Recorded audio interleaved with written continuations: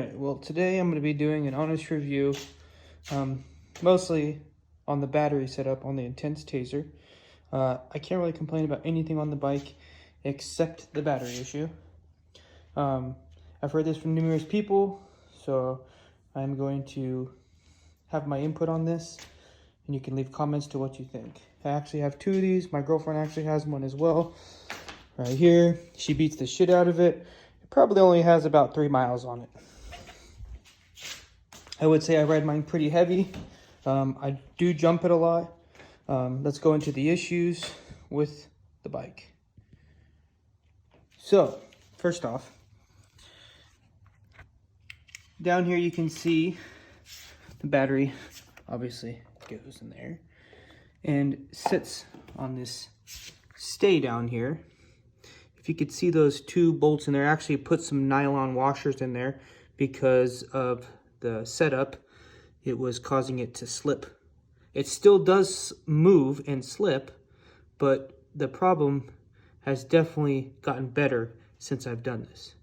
Okay, so I'm going to show you. I'm going to take it up, loosen it, adjust it, and show you what I got going on. All right, so I got this. You can even see right here how it rubs from when the weight from the battery pushes it down.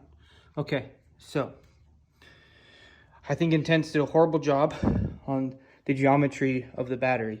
So the battery is sitting straight up and down, and all the weight of the battery every time we jump or hit bumps pushes down on this. Okay, well, those two set screws, if over time they just get all the weight pushed on them and they don't like it. So what you have to do is you have to loosen those two screws, Allens. I usually go and wiggle it up, come up as best as I can with it. Okay, so now it's at the highest it could possibly be, and I'll tighten the bolts back up and put it back together and put my battery in it. I am now calling this the Intense Tazer maintenance plan because I do it so frequently and it is starting to drive me absolutely nuts. I've heard of many people having issues with this exact thing. I've actually reached out to Intense. Have I ever gotten anything back from them? Absolutely not. I also put in my number for my toolkit and my shock pump, and my torque wrench is supposed to come with the purchase of this bike, and I've never received it. So I'm going to go ahead and post this on my YouTube, and I would love to see the comments of anyone else that has Intense Tazers having this exact issue. So I think one of the major issues of why this kind of irritates me, I have to do it so much. If it was a little easier, it'd be one thing. But you see these little tiny screws? You got to put them in these, rethread them in. If I drop one of those screws down there, my whole motor has to come out.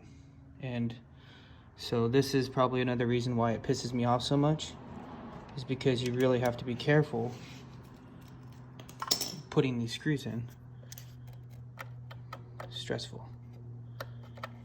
Like I said, if I was to drop one of these screws down this, my motor would have to come out. But on top of that, if it was to happen to fall into that gear that you see down there, which I believe is the torque sensor and gear, I would be absolutely screwed. So I have to do this a lot, and I will guarantee you one of these days I will drop this down there. So now the battery is nice and tight. It doesn't have any play in it. I will say I probably will get 5 to 6 rides out of this maintenance plan. And like I said, I don't have any complaints on this bike. I love the e-bike, the Fox 38 e-bike, fork, awesome. The DPX2 rear air shock, you can see. I love this shock too, nothing wrong with it. It's only SLX stuff on this guy, nothing special, but hey man, it works great. Don't have any complaints. This bolt right here is actually a through bolt, and it's for the linkage, rear linkage, and it does tend to come loose. Not a big deal. I usually catch it pretty quick. I can kind of hear it a little bit clinky, almost feels like the hub's almost loose in the back, but it's actually this bolt right here. So like I said, no complaints except the battery. Unfortunately, it's a pretty big issue, so that's sucks. So when this issue occurs, I seem to get W013, and this is initializing of torque sensor was not completed successfully. Power assistance may be lower than usual. So usually what happens is I get that code about once or twice, and then it turns off the system. So that's my review on the battery issue on the Intense Tazer.